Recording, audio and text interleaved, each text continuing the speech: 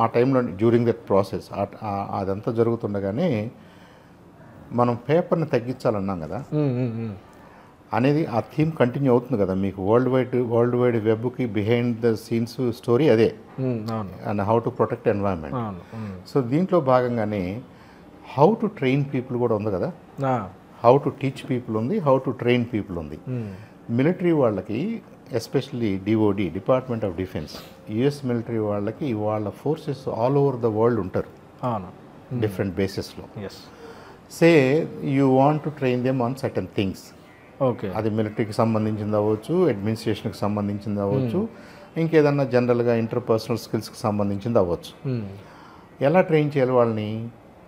అంతకుముందు ఎలా చేసేవాళ్ళు అంటే కొంతమందిని ఫిజికల్గా ఒక దగ్గరికి తెచ్చుకుని, లేదా ఒక ట్రైనర్ ఆ బేస్కి వెళ్ళి ఎవరికైతే ట్రైన్ చేయాలో ట్రైన్ చేసి వచ్చేవాడు.